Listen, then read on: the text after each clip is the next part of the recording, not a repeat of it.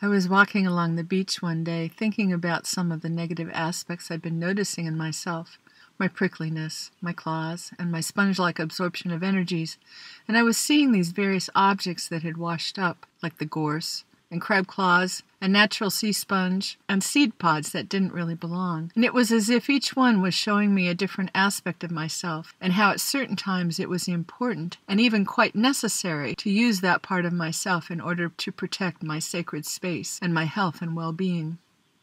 I'd been doing a lot of basket weaving, learning how to weave with flax, and I had found the process of weaving to be very whole-making and meditative and deepening. I had been looking for a creative project that would allow me to be out in nature a lot, working with my hands with natural objects and materials, rather than working with electronic equipment again. So as I saw these things on the beach, I thought, in order to be whole, we have to embrace all parts of ourselves, the positive and negative sides of each aspect we may think of as negative, as well as the beautiful and powerful parts, weaving them all together, claiming our wholeness.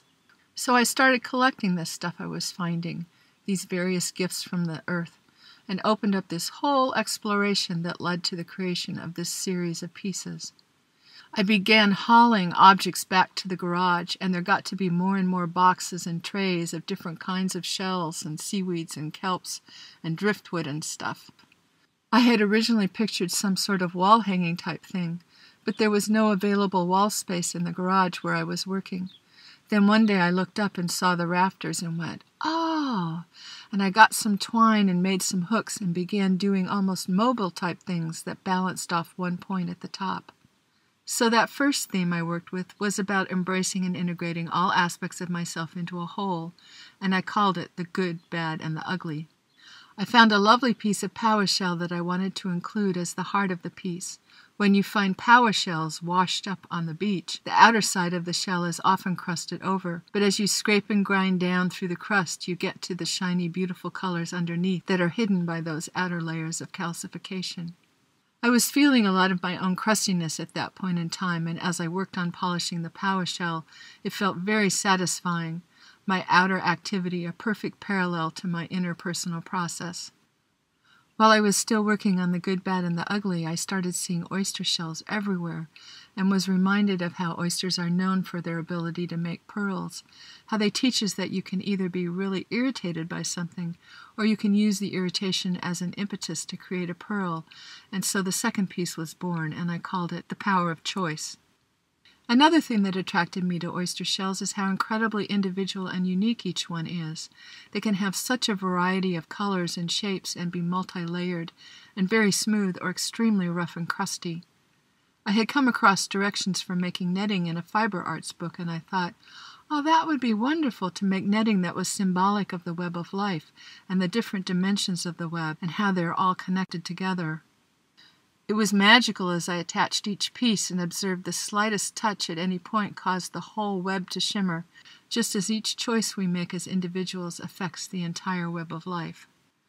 I originally started with 3 supporting braids meeting at the top, but as the piece grew, I discovered I would have to add a 4th and 5th braid to keep the whole thing balanced.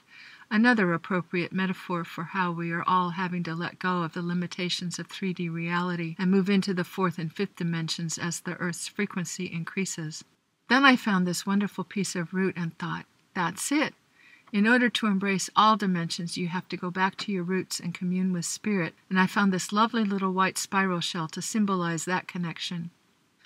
While I was still working on the oyster piece, I started having all sorts of snail shells and conchas and whelks show up, and so I started collecting them. I found lots and lots of broken shells at the beach that revealed their beautiful inner spirals, as well as lovely whole shells where it is easy to see their outer spiral pattern. After I had collected several of the pinkish-colored shells, I saw an image in my mind of them all hanging arranged in a spiral design. It was quite a to-do to figure out how to create this, and I was inspired once again by the fiber arts book when I discovered that I could make very fine cord to hang the shells with by spiraling 2 separate strands of flax together first in one direction and then spiraling them together in the other direction. I got acquainted with many different flax plants while searching for the appropriate kind to use for making cord. While I was still experimenting with ways to hook pieces of driftwood and kelp together in order to create a strong foundation for the third piece, I took a photo and was startled to realize that the basic shape was very similar to both a painting I had done almost 10 years ago that I had called Lava Lily Dancing, and also to another drawing that I had done earlier this year. Seeing all three images lined up together made me remember a very important awakening dream about a headless man that I had had over 30 years ago. That dream marked the conscious beginning of my spiritual journey, a process that has involved learning how to get out of my head, releasing control of my rational mind, and learning instead to trust my intuition, inner wisdom, and body knowing. When this spiral piece was finished, I realized that with the long, narrow, spire-shaped shells near the top and the low, round snail shells near the bottom, I had created a wonderful representation of the state of being connected to both spiritual and earth energies, of living in spiral energy, constantly in communion with all dimensions of the web of life. As I've been involved with creating this Gifts of the Earth series, I have been deeply touched repeatedly by the magical quality of life that comes with ongoing communion with spiritual and earth energies. It has been as though the universe and I were creating these pieces together, the beach providing the original inspiration for each piece. When I was being led into a new level of understanding, I would be deluged with objects or shells that would invite me to explore the new concept. When I came across a problem I needed to solve, I would be shown a solution. The perfect piece of driftwood or kelp or special little shell would show up just when I needed it. I began experiencing shells with their original inhabitants still in residence, washing up on the beach right in front of me. After I sat and communed with the first large conch about what it was like to live in spiral energy, and then returned it to deep ocean waters, I was rewarded with close encounters of all kinds with live creatures making themselves available for communion. I got to meet several tiny hermit crabs who were living in little spiral shells I had hoped to collect. I encountered a rather large hermit crab that seemed to be quite comfortable with my close examination of its working parts, unlike this little one who was rather shy but allowed its photo to be taken. A live crab about the size of this one came cartwheeling out of the ocean one morning as the sea tumbled it about and left it lying on its back with all its legs flailing away. I took a large mussel shell and flipped it over, and it instantly buried itself in the sand with only a tiny bit of itself left showing. I realized that there could be crabs buried in the sand just about anywhere that you might never, ever see or know about. A couple of days later, I was intuitively drawn to dig down into a small and apparently empty pool of water that was left around one of the rocks, and a smaller crab jumped out and scurried away. Early one morning, I picked up a shell that was a perfect match to one of the kinds of shells I was using in the spiral piece. When I saw that the critter inside was still in residence, I was going to put it back down because I never take live creatures, but then I felt in my heart that it was all right to take it.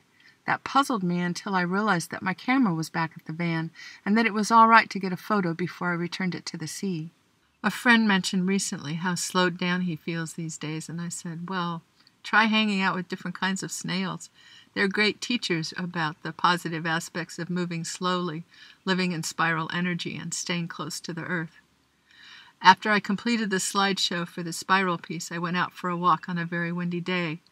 I went into a cave to see if there was any shelter, and got to witness a spiral formed by two streams of sand-carrying wind meeting and whirling around together in a mini tornado. Walking along the water's edge back to my van, I often watched the ocean forming mini-waves, spirals of water that run along right next to me. I feel very blessed and incredibly grateful for all these experiences communing with the earth and receiving her wonderful gifts. My friend the bumblebee just came in to visit me here in the garage once again, just as I'm finishing up with this story. A wonderful reminder to stay in that open, receptive state of beingness with my heart open to communion with the entire web of life.